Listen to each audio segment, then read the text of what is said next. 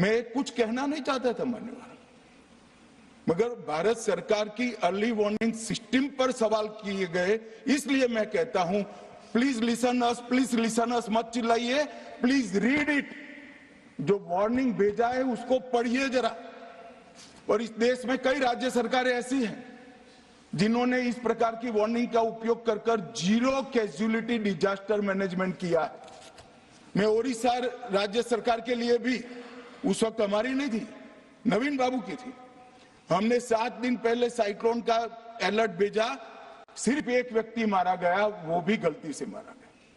गुजरात सरकार को हमने साइक्लोन का अलर्ट 3 दिन पहले भेजा, एक पशु भी नहीं मरा सर।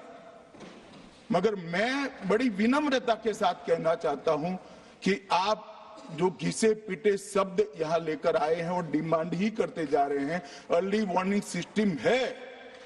भारत सरकार ने 14 के बाद अर्ली वार्निंग सिस्टम के लिए 2000 करोड़ रुपया खर्च किया है और इसको साझा किया जाता है मान्यवर।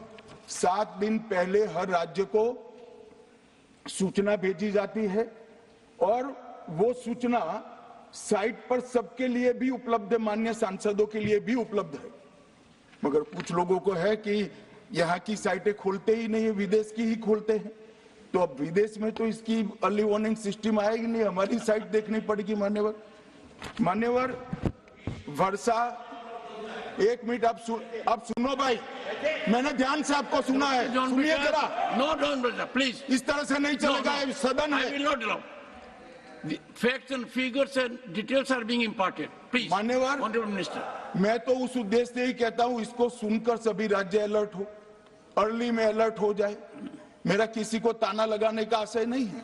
वर्षा के लिए अर्ली वार्निंग सिस्टम है, हीट वेव के लिए है, तूफान के लिए है, चक्रवात के लिए है, यहां तक बिजली के लिए भी अर्ली वार्निंग सिस्टम है, जो 10 मिनट पहले बिजली अक्षांश रेखांक के साथ कहां गिरेगी वो सीधा कलेक्टर को इन्फॉर्म करती, मगर इसका कोई जिक्र नहीं कर रहा है।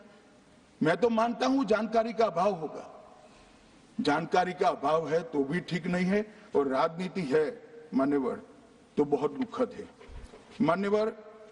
कई सारे राज्यों ने इसका उपयोग भी किया है और परिणाम भी आए, और इस अर्ली वार्निंग सिस्टम के तहत मैं आज सदन को बताना चाहता हूं, 23 तारीख को ही मेरे ही अनुमोदन से 9 एनडीआरएफ की टीमें केरल के लिए रवाना हो गई थी कि वहां लैंडस्लाइड आ सकता है। भारत सरकार ने 9 एनडीआरएफ की टीमें विमान से वहां भेजी। मैं पूछ सकता हूं मान्यवर, इतना मुझे पूछते हैं सारे लोग, केरल सरकार ने क्या किया?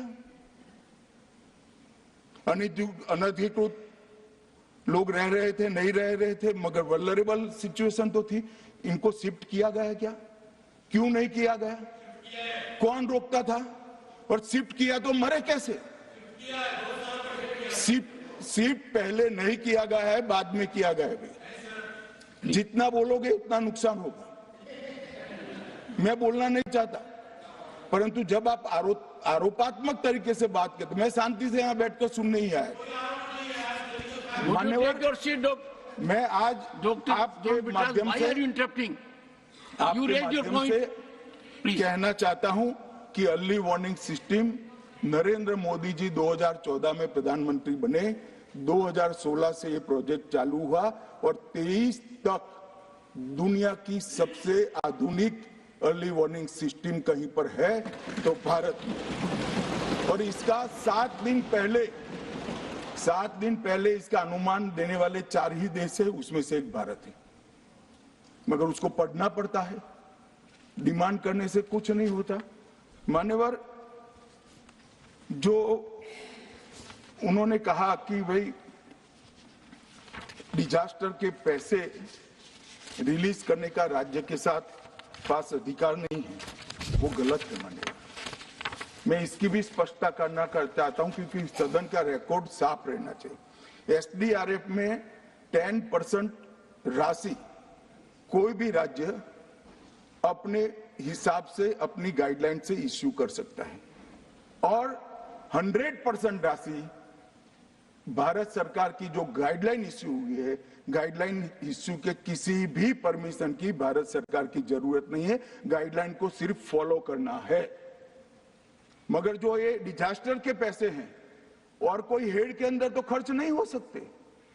हमें इतना तो चेक एंड बैलेंस रखना पड़ेगा। तो फिर भी 10% खर्च तो डिजास्टर के नाम से कुछ भी आप करें कोई नहीं पूछता है।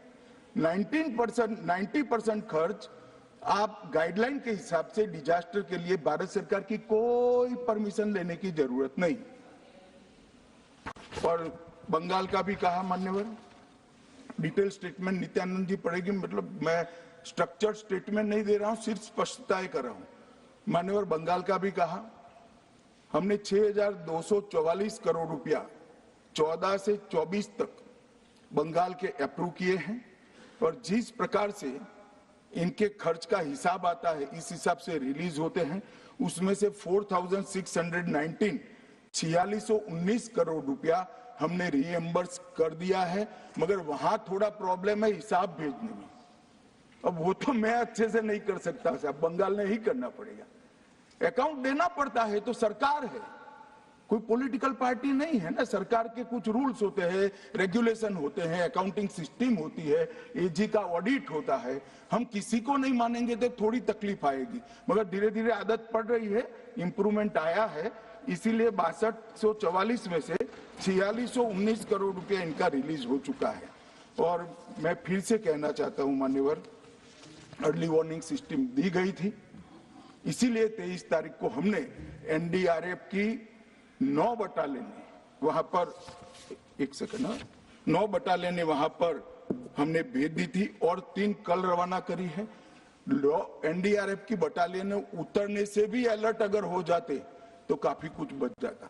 मगर मैं किसी पे दोषारोपण नहीं करना चाहता हूं। ये समय है केरल की सरकार के साथ खड़ा रहने का, केरल की जनता के साथ खड़ा रहने का और जो लोगों की हानि हुई है उनके साथ खड़ा रहने का। मैं सदन को विश्वास दिलाना चाहता हूं, irrespective of party politics, Narendra Modi सरकार केरल की जनता और केरल की सरकार दोनों के साथ चट्टान की तरह खड़ी रहेगी। किसी को संशय रखने की जरूरत नहीं।